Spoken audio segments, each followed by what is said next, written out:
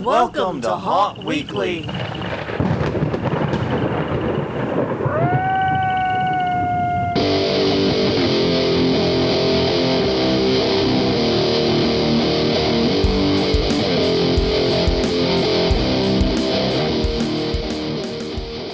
Hello, everyone. I'm Jonathan. I'm Crystal. And this is Haunt Weekly, a weekly podcast for the on-attraction entertainment community.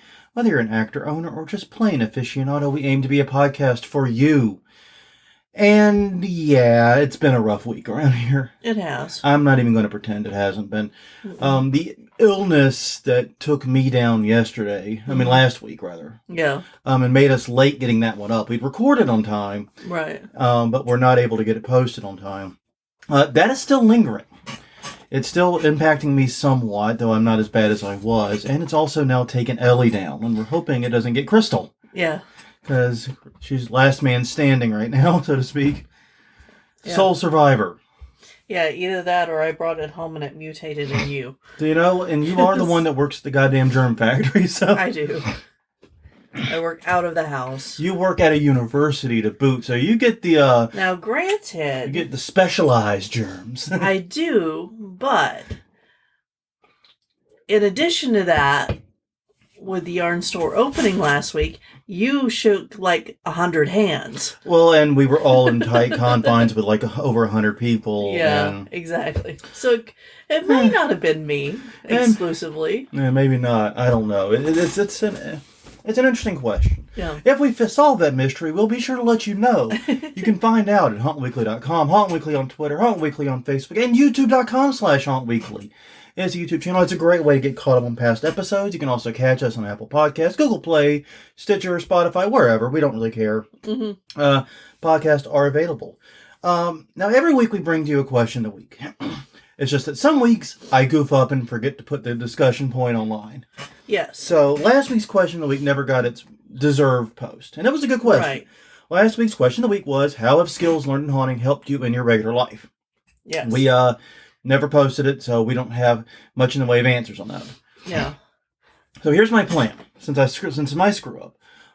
Tomorrow, Tuesday, I will post last week's question of the week. The one that you just said. Yes, the one I just said. I'll post that one. And then on Wednesday, the usual slot for the question of the week, I'll post this week's question of the week. And this week's question of the week is, what does your haunt do to welcome out-of-town visitors? Yeah.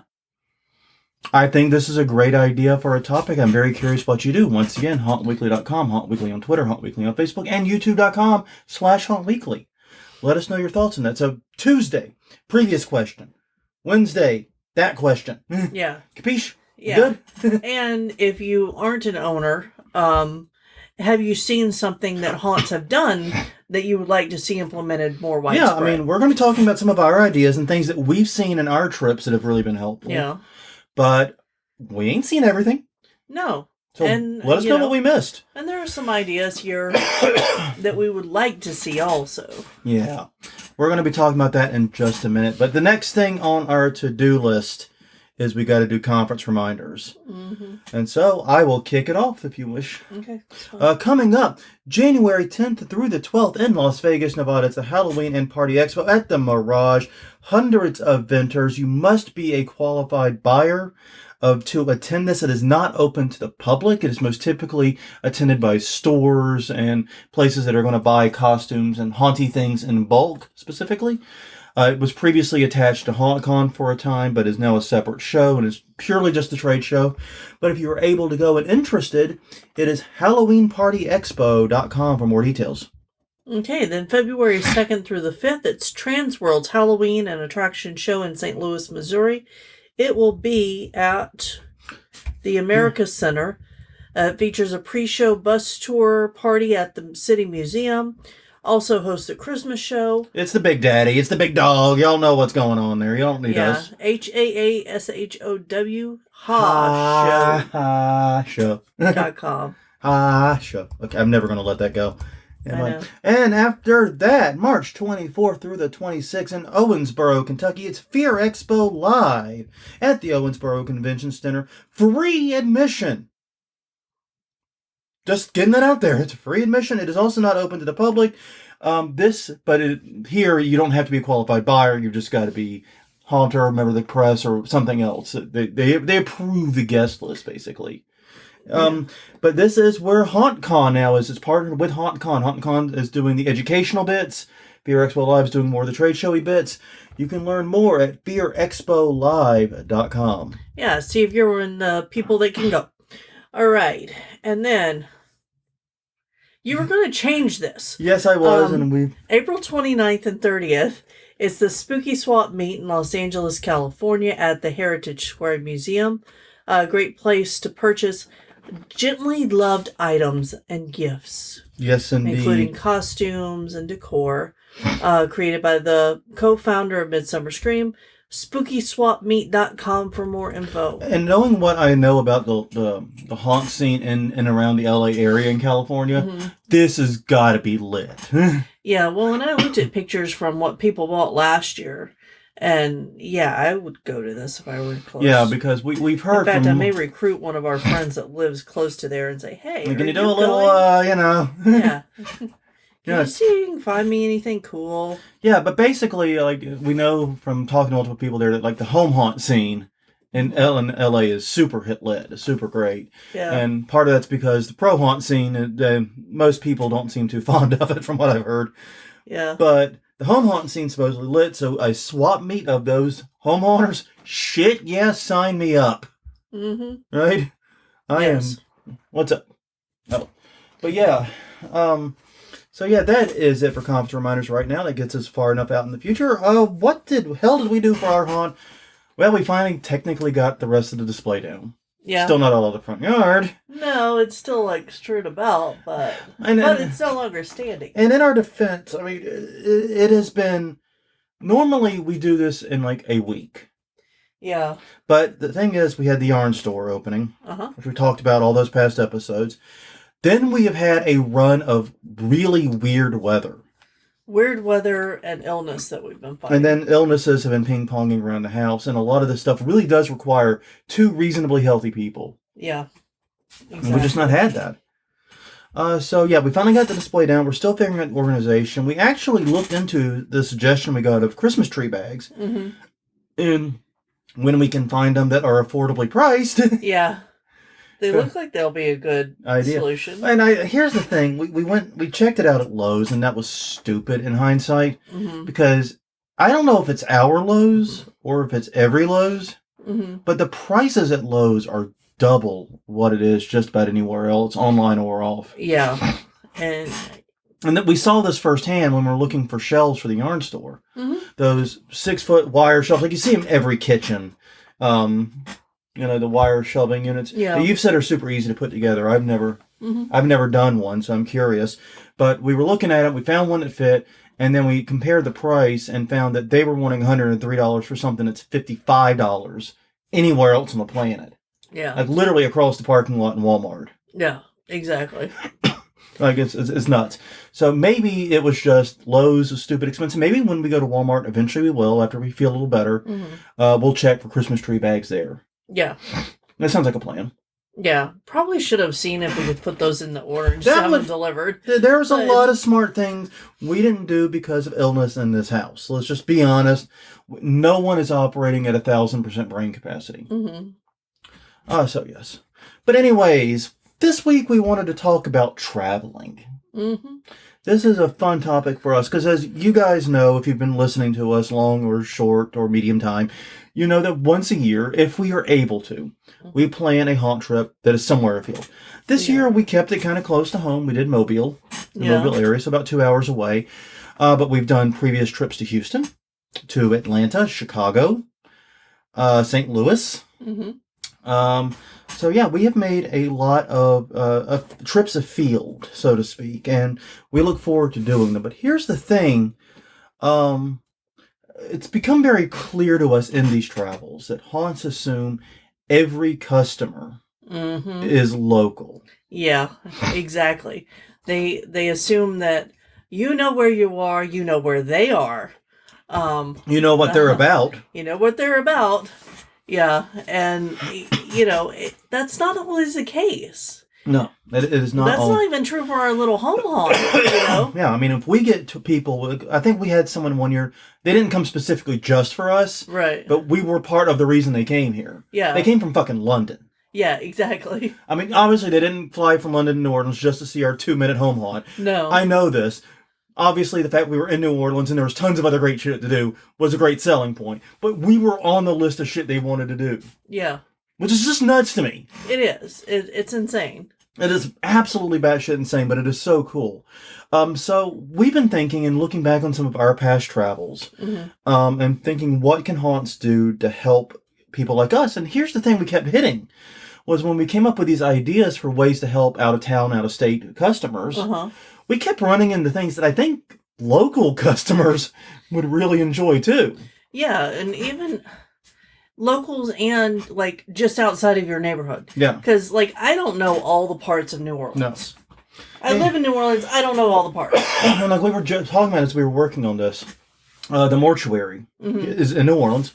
It is on what we call Upper Canal Street. Yeah. So it's Canal Street away from the central business district in the French Quarter. It's going towards City Park and all that. Inland, basically. I know jack shit about that part of Canal Street other than the mortuary and the coffee shop across the street from it. Yeah. I know fuck all else. And we live 15 minutes from it. Yeah. I know fuck all else. I mean, realistically, I know Sacred Grinds. I know the mortuary. I think there's a Waffle House over there, like the fanciest one. Yeah, but that's further down. It's going more toward Lower Canal. I don't know. It's such a weird part of town. So yeah, we could use instructions on what to see, what to do, where to go after there too. So yeah. So what we wanted to do today is talk about various ideas, various things that haunts could do, oftentimes very cheap and almost no effort in some of these cases. And often helps build the community and be a good neighbor. Yeah. A lot of this, it seems like just win-win-win to me, and I don't know why more haunts aren't doing. I don't know why we don't do some of these. I think we're going to be making an effort. Yeah, we may put something out there. Yeah, we may at least take a couple of these ideas. Yeah. I think we can do a lot of good here. But the first thing we want to talk about is a local map. Yeah. I mean, yeah. Okay. Yeah, because here's the thing. Even when we go to local haunts, not just mortuary, but outside of our general area, we don't know shit about that area. Yeah.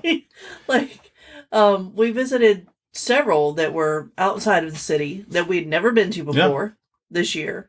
And when we got there, we were like, okay, what's open after 6? Because some of the places look like they were places that closed up at 6. Yeah. And it was because we usually go like right after work. So we want to get a meal after we go to the haunt. We want to go to a bar and talk about the experience and touch chill base with what each other felt and you know what we remembered and what stuck out. Sorry about this. The cold is, like I said, the illness is still lingering. Yeah. But yeah, one of the things now we live next door to the Innocence Project New Orleans house. Yes. And basically, Innocence Project, for those that don't know, is Innocence Project New Orleans, obviously the local branch of it, is a project that works to help get wrongfully convicted people out of prison. Right. And they routinely are getting people out of prison that have been in jail for 10 years, 20 years or more. It's absolutely batshit insane. Yeah, I think our neighbors have been 33 years, 15, and 30. I mean, long, multi-decade stretches. It's absolutely clinically insane. Yeah. How long some of these gentlemen, and there have been all men so far. I say gentlemen for that reason. Right. Have been in prison when they were acquitted because of prosecutorial misconduct, DNA evidence, a myriad of the fact that somebody was in a different fucking state. I mean, and could prove it. It's like, Jesus Christ. Yeah, the dude was in fucking Houston. Exactly. When the crime was committed. The dude was in fucking Houston. Exactly. He's good, but he's not that good. Yeah. Yeah, it's just... Yeah, but anyways, one of the things we did is we got with the Innocence Project and sort of tried to figure out how we can help them be good neighbors. Yeah. And we came up with the idea of creating a local map with a focus on what either could be walked to or what was a very short drive. Yeah. And the idea was we'd give them the map, and this way they would know where the nearest grocery stores are. They would know where some restaurants are nearby. They know like a dollar store so you can get general goods. Yeah, clothing Clothing store, a bank, a Mm-hmm. library. Yeah. All those resources, obviously. So basically put them all on a map and gave it to them. Now, obviously, a map for a haunt probably shouldn't have grocery stores and stuff. Right. But you could have stuff that is for people to do before the haunt and for them to do after the haunt. Right. And lots of towns, if you're getting out of town visitors, they're there for the weekend. Yeah. Like they're there to explore your area. And so something that we did when HauntCon was here was we made a map for haunters. Yeah. That included, if you want to get the spooky ghost tour, this is where you go. If you want to see the, we talk a lot about the physician's museum. Oh, yeah, the pharmacist museum. Pharmacist, thank you. I'm like, it starts with a P, but my brain just is not getting the right word. Well, it's just funny because the reason you don't get the right word is because it starts with an F as far as your brain's concerned. Yeah, I know. Pharmacist, that's an F. I know. But no, but anyway, the pharmacy museum and the other local haunts. And we gave that out. And it needs to be updated because there are a lot of new spooky boutiques. Yeah, in town. there's a lot of interesting new stuff and some places I definitely want to put on there. Yeah. But yeah, because here's the thing that a lot of haunts don't think about. We think about the monetary cost of going to a haunt. Yeah. We think about the ticket price is X. Got to allow a little bit for gas, allow a little bit for, other expenses, maybe food and drink while they're there. But they don't think about the time cost. Yeah. And we were actually looking at how long it takes us to go. Once again, the mortuary came up just because it was an easy one for us to think about and compare to. We end up spending, if the nights we go to the mortuary, about 2 hours driveway to driveway. Sometimes, yeah. To go to the mortuary. It's usually between 1.5 to 2 hours. Well, I can say that with certainty for New Orleans Nightmare. Oh, New Orleans Nightmare is way worse, but it starts at 2 hours and above. Yeah, and mortuary. I think this year we lucked out and we went early enough and on a quiet enough night that we were in and out fairly quickly. But it was still over an hour. Yeah, it was still over an hour for a 10 to 12 minute haunt. Yeah, basically, and then that's not necessarily saying it's a bad deal or anything. No, but I'm just saying there's a time cost there. Right. And what this type of behavior does is it spreads that time cost out. I'm not spending the hour to and from just to go to your haunt. I'm spending the hour to and from to go to the little restaurant nearby, the little bar up the road, or maybe to see another site or something, point of interest or something like that. I'm spreading out that cost and I'm doing more, getting more for that time cost. Yeah, and the further you are away from a central hub or away from someone's house, the more they're going to want to spend time in your area. Because like whenever we used to make yearly trips down to Lafitte, we would leave right after work.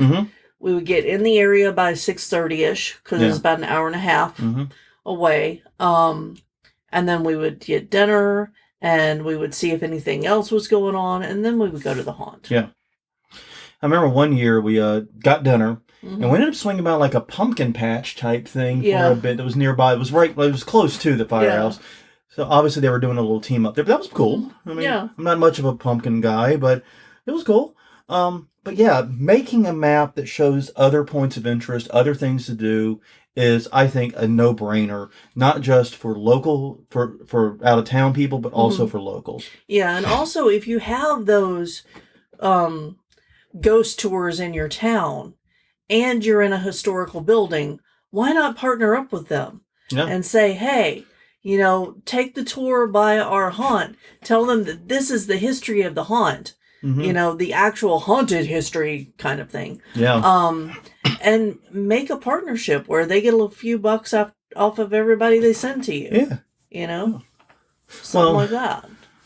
Now, an even cooler thing you can do in the same vein, kind of, is a haunt crawl. Yeah. Now, we've seen this, we've been on kind of one with Lost Souls. And Lost Souls absolutely recommend, cannot say enough kind of things, but they're doing a holiday show. Yeah. I forgot to plug that. Oh my God, James, we're so sorry. Yeah. You have a holiday show. I think it's already sold out. Probably. It sells out very quickly. So, you didn't need us anyway. But no, they're doing a holiday show. It looks badass. Yeah. And I'm kind of sour on holiday haunts this year, but that one looks great.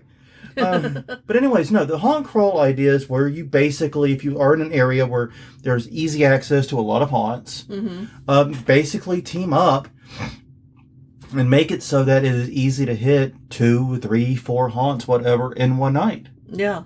Team up. And that is a huge boon to someone coming from out of town. Mm-hmm. Because we often talk about how when you're looking at your market, you're looking at about a 50-mile radius normally. Yeah. And that's fairly true. It's one of the reasons. I mean, haunts assume nearly everyone's local, and they're probably close to right. Yeah. I'm not saying they're wrong. But the thing is, this is the type of thing that does outreach to people outside that 50-mile radius. Yeah. You could be the destination. Yeah. You know. I think this is a brilliant idea. But yeah, don't do it in Chicago. Japes has got that sewn up. Yeah, but we did run across this doing the yarn stores over the summer. Yeah. They were doing a yarn crawl along the Gulf Coast. Yeah. And this was a multi-state crawl of all the yarn stores on the Gulf Coast. I'm just going to say this. I've learned a lot about yarn people over the past few months. I used to think us haunt people were like batshit cuckoo insane for our passion project here. Yeah. Yarn people take it to a whole other level. They do. I mean, especially on like the buying side. Yeah. It is like haunters that build and run haunts. Yeah, we're fucking nuts. Okay. Yeah. That's like saying the people that run yarn stores are fucking nuts. Of course they are nuts too. Yeah. They own yarn stores. That's not a normal thing to do. But on the buying side, Jesus Christ, they're crazy. Yeah. I mean, in like both a good and bad way. It's like both wonderful and terrifying.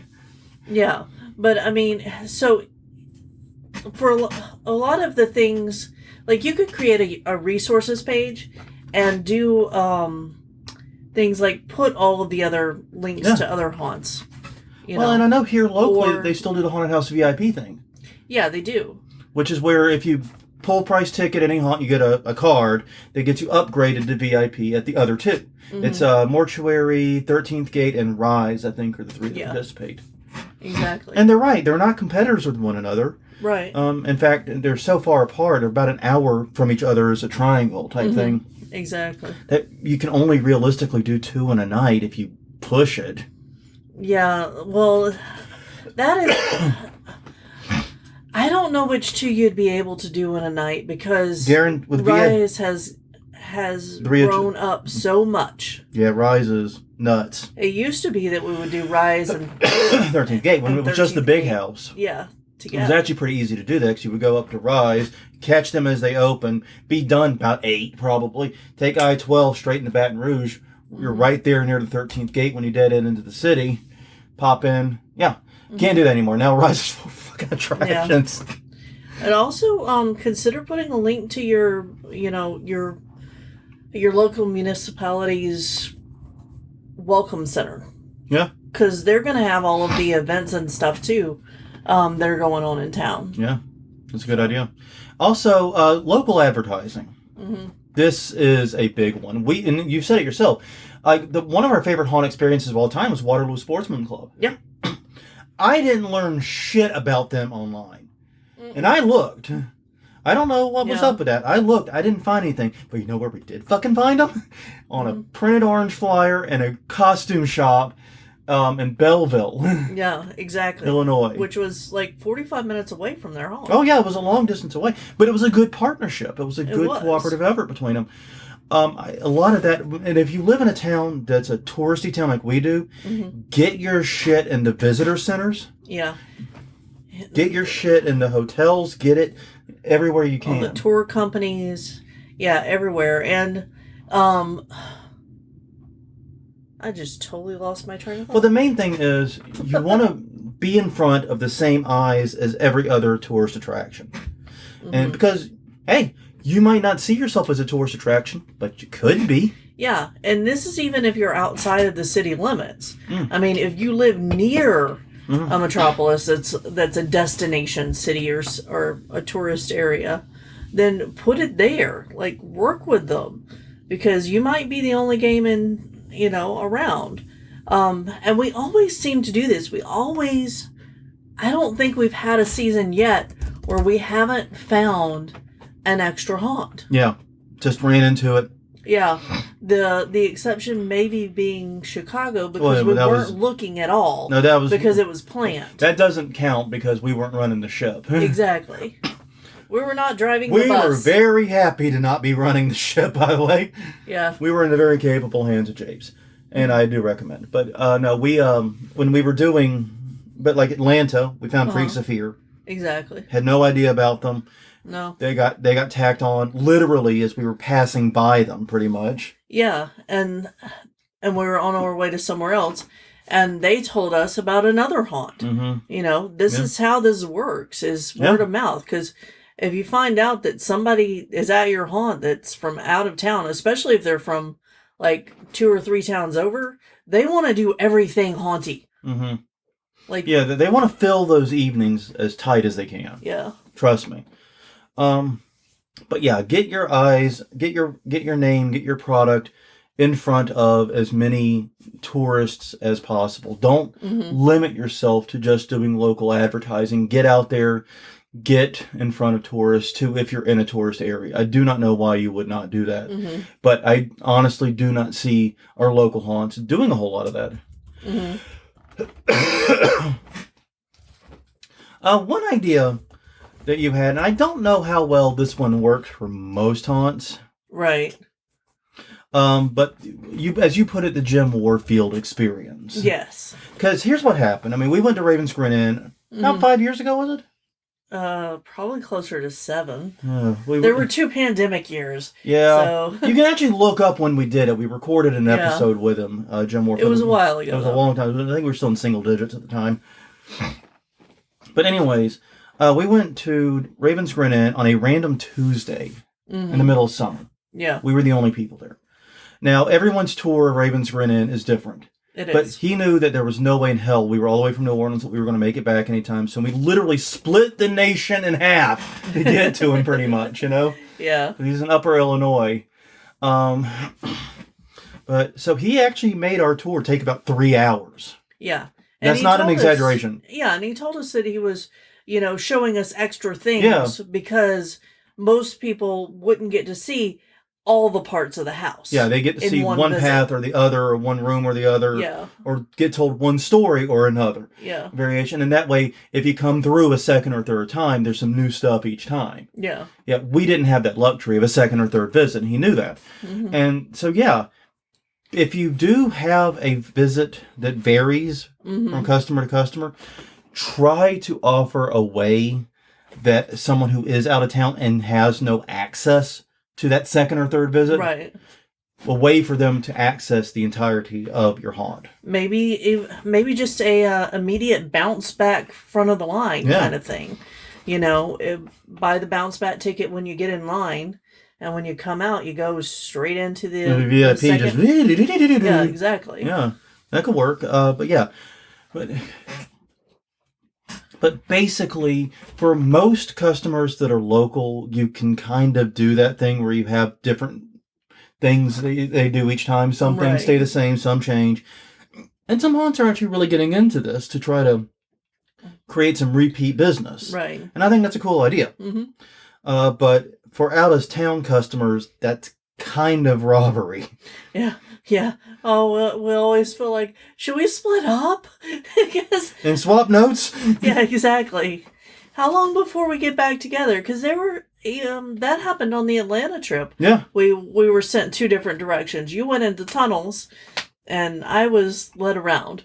No, that happened in the Mobile trip this time. Mobile, sorry. Yeah. I don't think it happened in the Atlanta trip. I don't think we had any split ups on the Atlanta trip. Yeah, no, I was thinking Mobile. Yeah, I crawled 8 goddamn miles of pipe. I swear to shit, my back still isn't right. Yeah. But no, I think that's a good idea, is honestly to give that kind of an experience.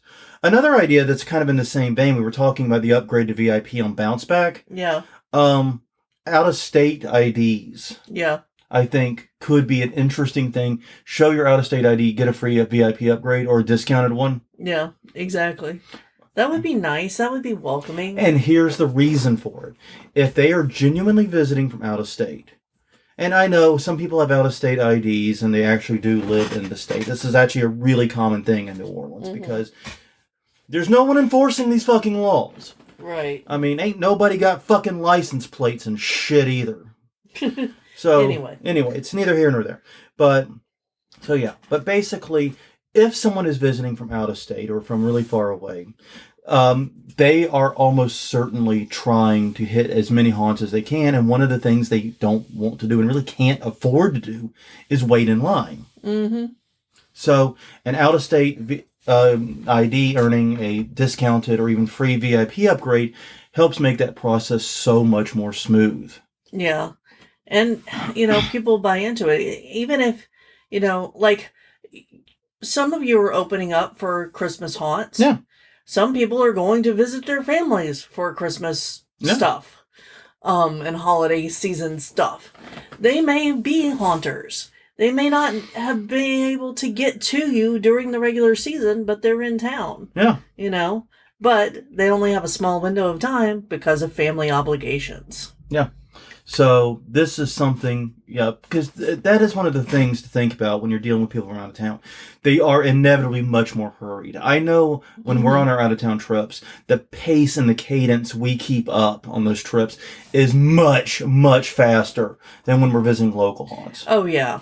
Yeah, it definitely is, because we try to hit 3 to 5, depending on how fast we get through in a night. Yeah, I minimum is we try to target is 3. I think we did only 2 one night this latest trip, but we were admittedly taking it easy and hitting a not very dense area. Mm-hmm. But if we're in a dense place, like in Atlanta, I think we hit 10 in 3 nights. It was a 3-3-4. Yeah. Yeah. 3-4-3 rather. So you can do a lot of crazy good stuff there, helping them get on to the next destination. Mm-hmm. And maybe make a little extra money while you do it. Yeah, exactly. Speaking of lines. Yes. Find a way to put out there the estimated wait time on the website.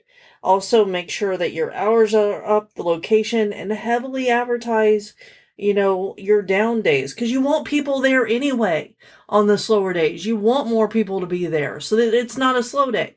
But, if you advertise that you're open on a Thursday or a Sunday and that it's usually slower, then people might plan to go that day. I mean, I know we always look for that because we know the secret. And a good example is this year we went to Rise on a Thursday, and apparently they were open special for a work visit from somebody's family. I can't remember all the details. And he told us everything, and I'm totally spacing on it now. Yeah. But they were opening special for a work visit for someone, a family member's. Yeah.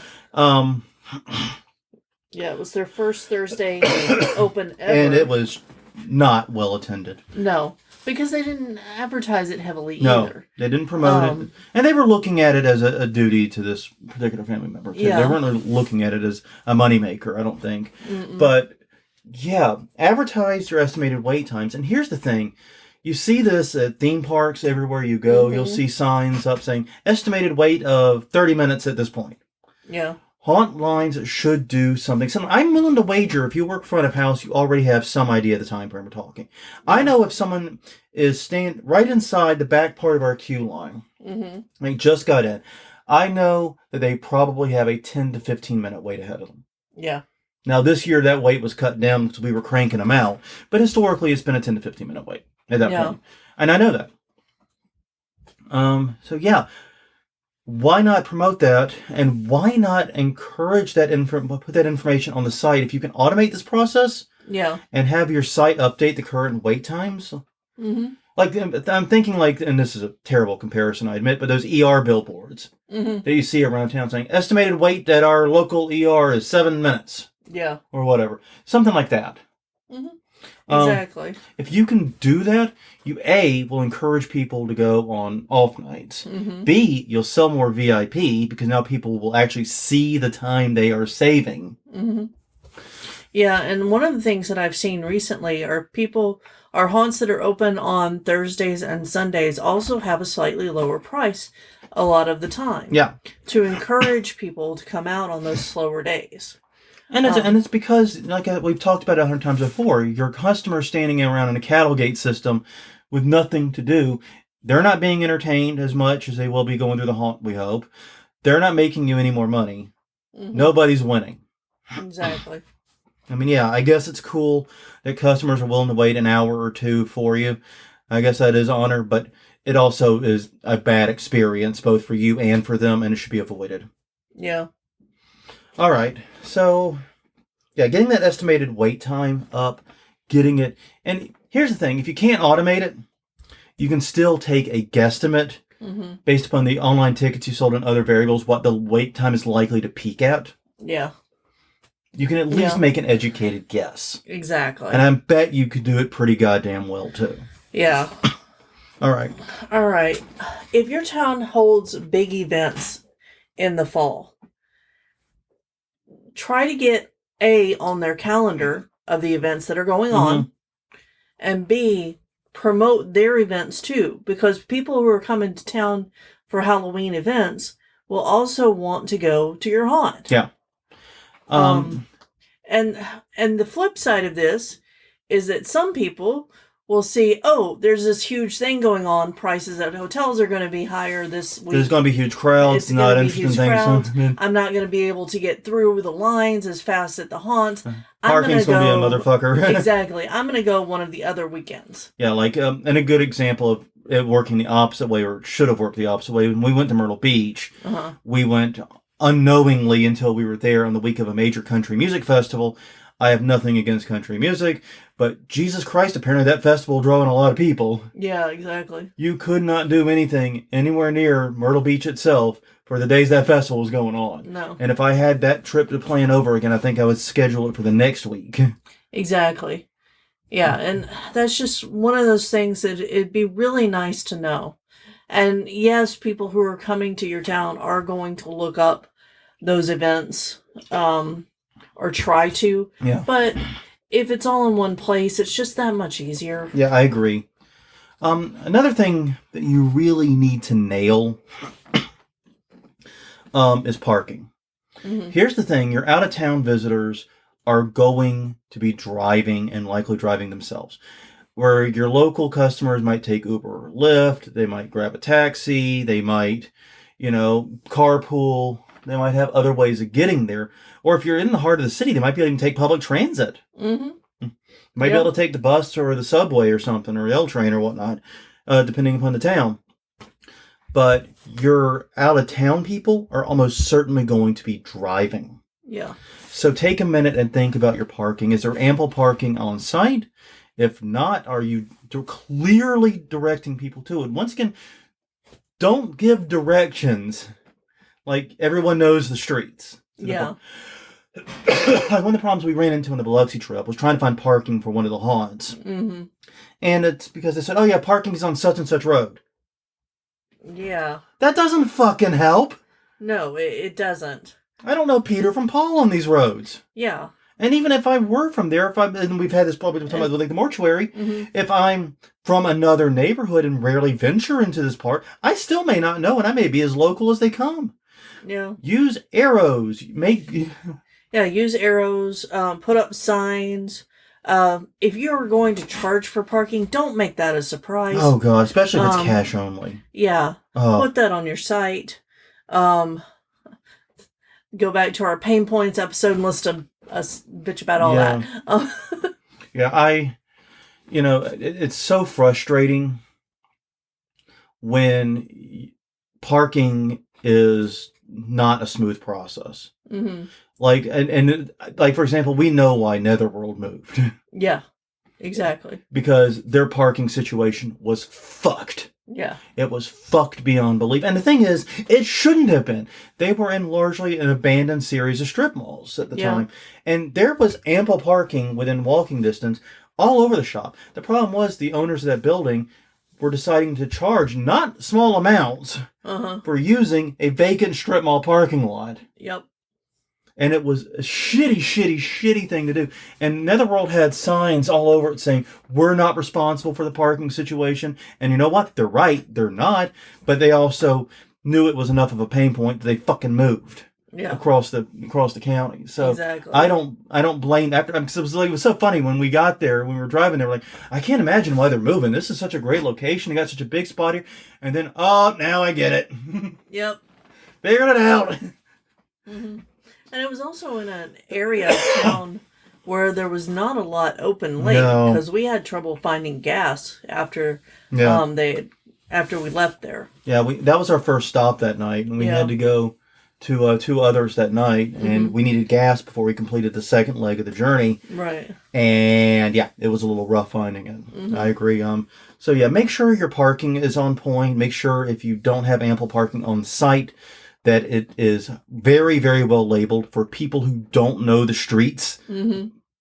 Yes. And also put big freaking signs up that it is your haunt. Like, especially if you're off from the road, offset. Mm-hmm. Like, I'm driving. I can't look at the sides of the road and, like, way off in the field to see if there's a haunt there. Yeah. And, basically, think about the finding and parking experience of people with no familiarity with your area. Yeah. Just trust me. And the thing is, and this is one of those items that I believe will not just help you with out-of-town visitors, but help you with all visitors. Exactly. Because never underestimate the stupidity of the average customer. Mm-hmm.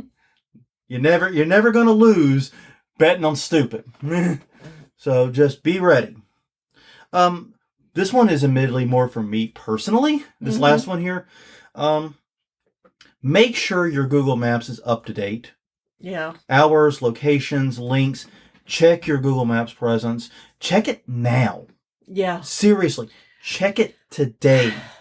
Make sure it's up to date. Yeah, because it takes a while to get that shit changed. And here's the thing. Google will tell you, it'll be updated in like 10 minutes.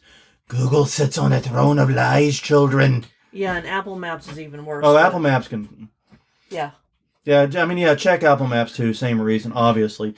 But I do most of my haunt research on Google Maps, so why I thought of it first. My boss still uses MapQuest. Wait, it's still a thing? It is. Because whenever I get the mileage receipts from her, they're always on MapQuest. That's the preferred mapping. Alrighty then, I guess check your fucking MapQuest too. Don't look at me. I have no idea how Yarnola looks on MapQuest. No, me. I guess I got something to do after I get this online. Mm-hmm. Jesus Murphy. But but make sure all that information is up to date, because that is how those out-of-town people are going to access you, find out about you, and find you and get there to give you money. Mm-hmm. Make sure all the information that they need to know, and once again, stuff like that parking info can go in there too. Make sure it's all in there. And like I said, check it now. Mm-hmm. Just check it. I know it's December. Shut up. Check it now. Mm-hmm. And then what you're going to do is you're going to check it again in summer. Just to make sure, because here's the thing. Google will often accept changes from third parties that don't know fucking shit about your haunt. Yeah. Trust me, I've been through this with Bernie Baxter. How many times has Google listed us as open even though I've gone in and marked it closed? Yeah, or permanently closed. That was for this year. Yeah. Like, they said we were permanently closed. I was like, no, we're not. Yeah. They took a hiatus. They couldn't figure it out. Bear in mind that sometimes Google will crowdsource information and will assume the crowdsourced info is more useful than it is. Yeah. Exactly. So, we got a few minutes left here. Mm-hmm. And you put in a good ending question for us, which is something we wanted to talk about. What makes a good haunt trip for us? Mm-hmm. And when I think of all the haunt trips we've done, I think I've said it repeatedly. There are 2 that leap to mind as like my favorites, and they're kind of tied, but they're also kind of impossible to compare. Yeah. Because they were so different. Like, I can't even begin to put one ahead of the other. One was the Atlanta trip, and the other one was the Lost Souls Chicago trip. Yeah. The Atlanta trip was because we planned that, we mapped it out. We not only hit every haunt we want, we got an extra in. Yeah. Well, and I think that it's because everything went to plan. So perfect. We were able to plot out all of the haunts in the area, get there. We made a spreadsheet of the days they were open, the times they were open, The the costs, prices, yeah. and then you made a beautiful map about how the fastest way to get between them. We even And- located a hotel that was central, because central to the haunts, not central to Atlanta, Right. because those are two very different things. Yes, they are. Yeah, in fact, the haunts are scattered around Atlanta, and basically being in the center of Atlanta would be very detrimental Yeah. to that visit. Yeah, so we were able to plan and hit everything with room to spare. Yeah, and room and time and money to spare even. Yeah. I was a little sad that we didn't get to do more Atlanta stuff. Like, we didn't really do anything Atlanta during the day. Right. And part of that was because we were tired. Yeah, we were hitting a lot of haunts at night. We were very, very tired. But also, I grew up in Columbia, South Carolina. I might have been to Atlanta a time or 20. Yeah. I don't really feel the need to do more Atlanta. And The Lost Souls was a favorite because of the exact opposite reason. We didn't plan or do shit, and everything just went smoothly without us having to do anything. We had one job, show up here. And not get too drunk to go through all the haunts. Yes. That was it. And we achieved both goals. Yeah. And so, yeah, both were great. And I think the other thing that made both haunt trips so great was that they were great haunts. Yeah. Well, and like we've talked about our most recent one, how we weren't able to do one of the haunts. Yeah. And that was because of twofold. Yeah. One was one of the haunts we went to prior. Even though the line didn't look very long, their throughput was not very good. Yeah. So it took us longer than we expected to get through that. If they had the estimated wait time sign, we would have known. Yeah, and we might have actually skipped that haunt.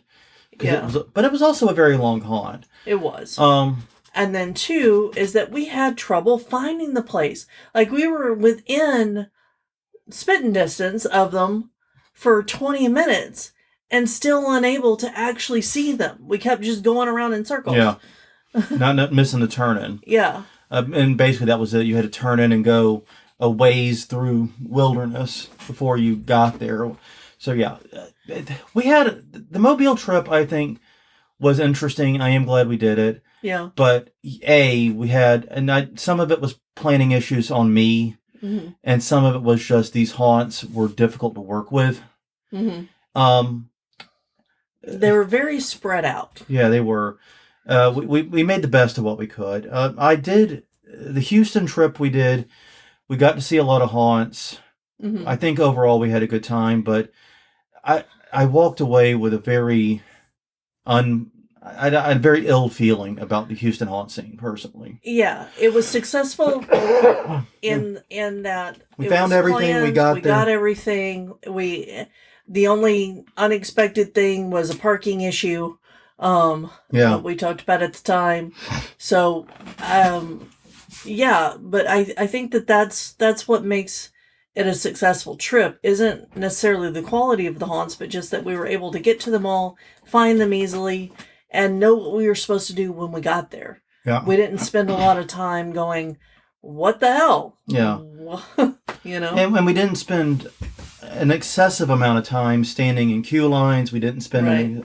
Because that is what will completely nuke one of these trips is when you go to a haunt. Like, I was hearing horror stories about New Orleans Nightmare where people would show up with a 7 to 8 p.m. time ticket and wouldn't actually go in until 11 p.m. Yeah. All I know is if that had happened to me on one of our out-of-state trips, that's the entire evening. Yeah, dead. Exactly. That's 3 hours. That's the entire night dead in the water. Yeah, you get to see that one haunt and none of the others you planned. Yeah, that you're dead. The whole night is dead. Yeah, and I would not have walked away from that haunt with a good impression. No, I don't care if it's, cocaine and hookers on the inside of that haunt.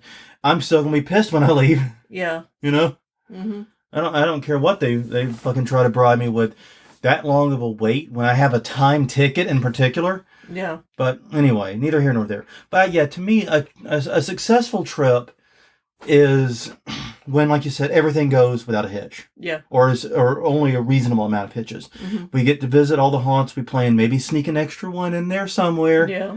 But yeah, we get to go to everywhere we planned. Everything goes. We have no trouble finding places. No surprises in terms of price or Mm-hmm. location or anything like that, and no insane wait times. Yeah. Um, that makes the trip successful. What makes it truly spectacular is when the haunts also kick incredible amounts of ass. Yes, exactly. And yeah, Houston was successful. There were some good things in Houston, Mm-hmm. but compared to the Atlanta trip, Atlanta, I can say something very nice about every single haunt we get to. I could still do it today. Yeah. I still can remember every haunt we went to in Atlanta. I can remember something positive about it. Yeah, there were very memorable ones there. And, I try to think of the Houston ones. There's only one that I actually really enjoyed that I can remember still, and that was the little fireworks stand one Oh, yeah. because it was the best decorated. It was. I also, even though it wasn't so much the haunt itself, the one with the Carnival Midway and the free beer. Yeah. Well, yeah. I remember that, but that's That's more of a I barely carnival. remember the haunt there at all. And The no, only- it's not because of the free beer. It's because The only thing I remember about the haunt is the La Llorona. yeah, The crying out in Spanish for "Where are the kids?" yeah. and I just and I understood it. I understood what she was saying, and that was just a personal, Yay, Duolingo's paying off. Exactly. Yeah, so it was. Yeah, but those are but basically what we're hoping is that haunts will do their part to make those trips successful. And realistically, that's not a huge ask, and anything you do to cater to, long distance travelers to your haunt will also help your local visitors too. Mhm. So I really do think this is something that haunts would do well to start thinking about. Mhm. Well, on that note, everyone, thank you very much for spending the past 50 minutes or so with us. Greatly appreciated. Sorry for all the sickness. I'm sure it's coming through in at least my voice and my sniffles and my coughs. I apologize for it, but that's the nature of a weekly podcast. That sometimes we're not 100% when we record. Yeah. But if you want more Haunt Weekly, you can catch us at hauntweekly.com, Haunt Weekly on Twitter, Haunt Weekly on Facebook, and youtube.com/Haunt Weekly. You can also catch us at Google Play, Apple Podcasts, wherever you get your podcast from, we're pretty much there. Mm-hmm.